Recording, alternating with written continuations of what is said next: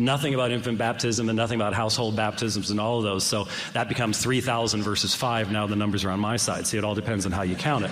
I mean, seriously. So it was radical, for example, to go from the circumcision of men to the inclusion of women on the very basis of baptism. That was a radical thing, but I don't remember seeing all of the protestation at that time. So I'm sorry, I don't accept this idea. You can ask me about that in a moment. But in the case of the Ephesian argument, the argument I've referred to as children are called saints. Ephesians 1, saints in Ephesus. Ephesians 6, children. Are children saints in the book of Ephesus? If they profess faith in Christ, of course. So you think Paul is excluding little children that could be told, obey your parents? I think it's almost ridiculous to assume that when Paul is writing, especially as Ephesus is, a circular letter to a number of different churches, to expect him to write with such detail that he's going to make differentiation based upon something he could not possibly know, and that is the spiritual state of everyone he's addressing. So in so many of his letters, he addresses groups of people. In no other place do Reformed exegetes assume that we can derive something from that that would be anywhere parallel to the point that you're trying to make in regards to Ephesians. But it does say, children, obey your parents. A little child, maybe 2 years old, not able to confess the faith credibly, probably in most Baptist churches, are they to be told, children, obey your parents? Of course. Are they saints in terms of chapter 1? It's not even addressing it. It's simple wisdom. It's like reading Proverbs to your kids. No, you don't have to know what the state of their heart is. If you're a good parent, you want them to know what God's truth is. Saints in chapter 1, husbands, wives, children, and slaves. Are they part of the church or not? If they profess faith in Christ, yes, they did. Okay. They were, sorry. Does the new covenant have stipulations for judgment? Yes. What text are you referring to? Well, I just finished pointing out that in Hebrews chapter 10, a person who has made profession of faith in Christ brings tremendous judgment upon himself when he... Okay, I get you, but is new covenant, are they in the new covenant then? No, these are individuals who have made false profession to the new covenant.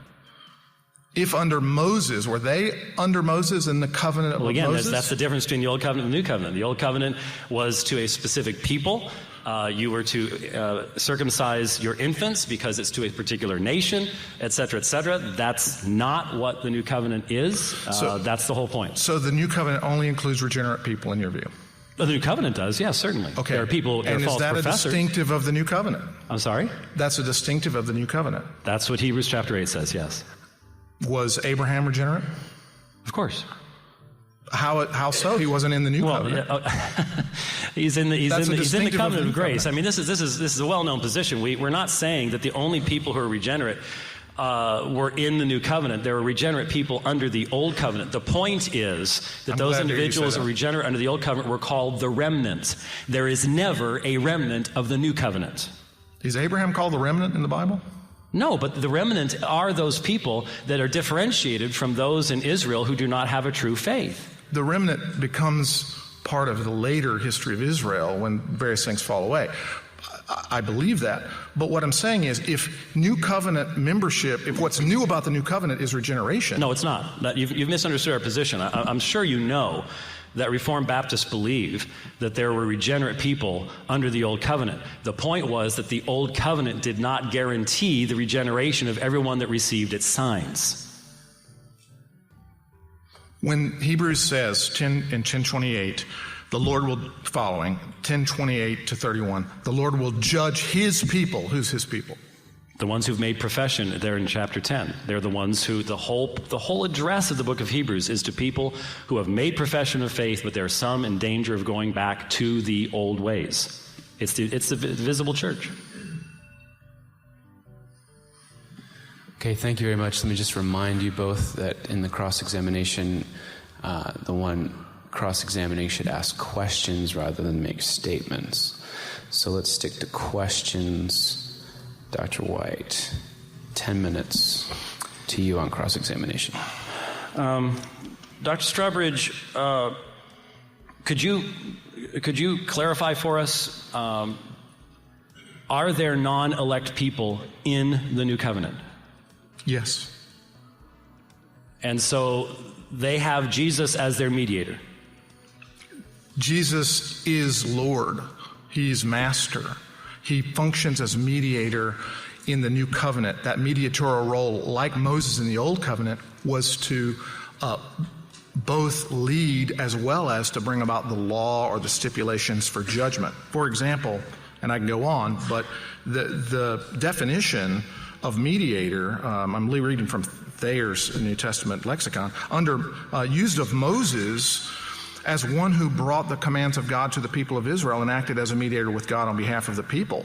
Well, he did that, but he also brought judgment, right? That was part of his mediatorial role. So Jesus, as mediator in the covenant in his own blood, will judge individuals in wrath who are in that covenant.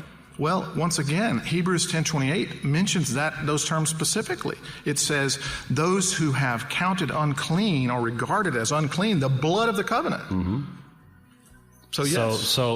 So could you explain the contradiction that then exists between Hebrews 10:10 and 14 and your interpretation that you just gave us? 10:10 says, let me find it here, that by this will we have been sanctified, set apart through the offering of the body of Jesus once for all. Yeah, I think I think in general that's collective language, but as I tried to present the case. And verse 14? I'm sorry, okay. Verse 14. For by one offering he has perfected for all time those who have been sanctified. Could you explain what perfection means? I believe that he's talking about the setting apart of the people by a one-time offering. I think that's why he cites the text of Jeremiah 31. There's a transition to covenant. Now, I believe there's an application of this truth as well as Jeremiah 31, many other statements, that does, I would say, I can make application from this in terms of election and limited atonement and those kinds of things. I think a better text for limited atonement actually would be, say, Revelation 5:9. Out of every tribe and tongue and nation, he has bought them with his blood. This text is really talking about the covenant change to a different priesthood and to no longer repeatable sacrifices. And again, that's what the writer of Jeremiah is saying as well. So perfection means just being set apart, not actually what Jesus says on the cross, tetelestai, is finished. It's not actual forgiveness of sins. Well, I would if verse 28 and following and Hebrews 6 and about 5 or 6 other passages in the New Testament weren't clear that you can be judged as a new covenant member, he will judge his people, then I would probably hold what you're saying right now.